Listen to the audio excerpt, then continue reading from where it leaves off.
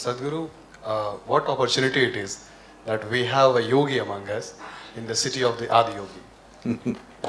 I relate my question to this, that we all know for sure that we'll be benefited that you are here. But do we have some special benefit of being in the city of Lord Shiva? I mean, I do not experience it. Are we being benefited directly or indirectly?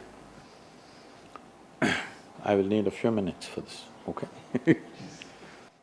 As all of you already know probably,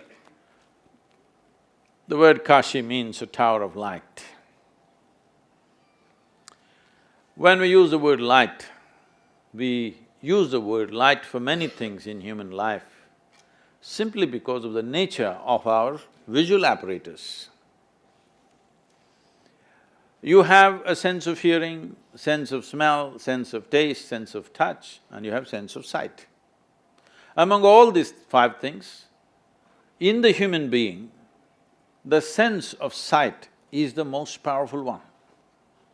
How much life you drink through your nostrils, through your taste, through your touch and through your ears, and how much life you drink through your eyes is very, very disproportionate. Suppose you take a dog or any other carnivorous animal, he runs his life through smell, you know. He finds his food that way, he finds it mate that way, that's how he finds his way wherever he wants to go. For him, sense of smell is dominant. But for a human being, sense of sight is so dominant that our sense of sight functions best when there is light. So whenever we see something, we say, it's light. When we see something new, we say, a new light has come. No new light has come, we're just seeing better. Because we're seeing better, we refer to that as light. So in that context, this is a tower of light. This means they built a machine. I'm calling this a machine because you're in the university. Essentially, it's called a yantra. The word yantra today also in English translates as a machine. Why do we build a machine? Say, because we are able to walk, we came up with a bicycle. When we got tired of walking, we came up with a bicycle. Why? Because we are able to locomote, but now we want our locomotion to be far more effective, so we came up with a bicycle. Then we powered it, it became a motorcycle, then it became an airplane, then it became many, many things. But suppose you were made like a tree, rooted to one place, would you have thought up a bicycle? Would you? No. Now that we can speak, we have a microphone, we have a telephone, we have all kinds of phones. Now that we can see, we have a periscope, microscope, telescope, all kinds of scopes. Every machine that we have created is only an extension of the existing faculties that we already have. We have not come up with any machine which does something totally different from what we are able to do. It only extends our ability, because we cannot create a machine which does something different because we don't know what the different is. We have no way of exploring something beyond our existing faculties, isn't it? We can only extend our faculties, we cannot create a new faculty as such.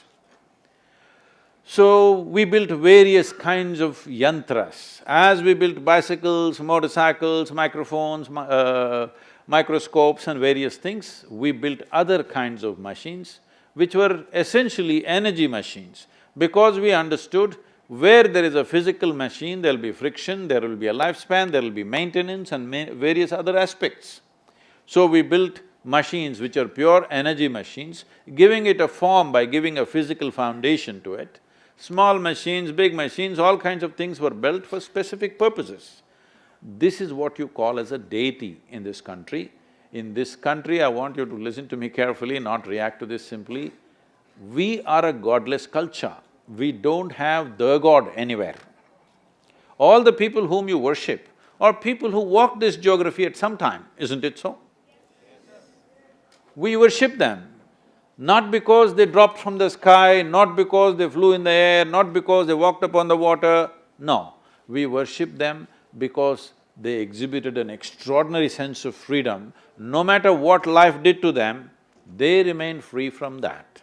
You look at their lives and see, their lives are not free from strife. Their lives are much more strife than your life, isn't it? Far more strife, far more dramatic strife, wars and tragedies and all kinds. In all this, they remained unmoved, balanced, not becoming a reactive force, but continuing to be involved with life. They did not withdraw, nor did they become angry.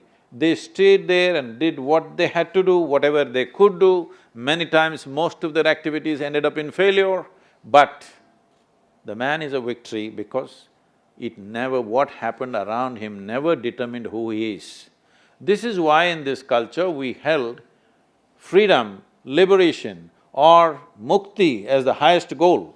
God is not the goal, mukti is the goal, moksha is the goal, isn't it? If you listen to the conversations of your mothers or maybe grandmothers, daily conversation never happened, not spiritual conversation.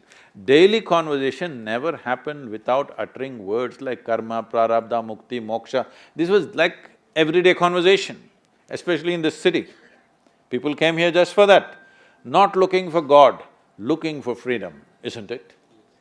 So, they built this phenomenal machine, but the vagaries of time, invasions, ignorance, various things destroyed this machine or damaged this machine at various levels, but still it's a fantastic machine.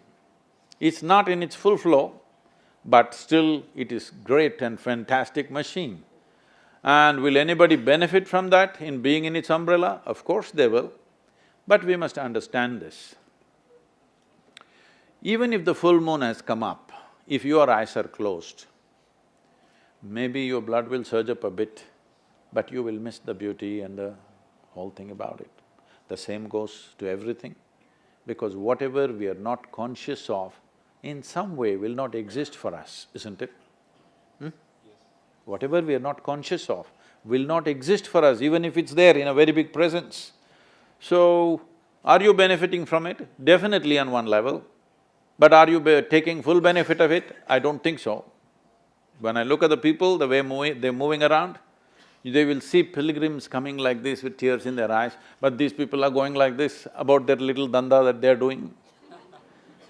So, you may not benefit fully from it unless you're conscious, because subtler aspects of life especially will not come to you unless you consciously become receptive.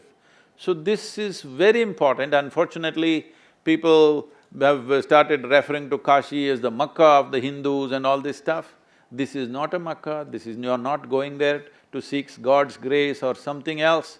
You are coming here because this place represents mukti or liberation or freedom.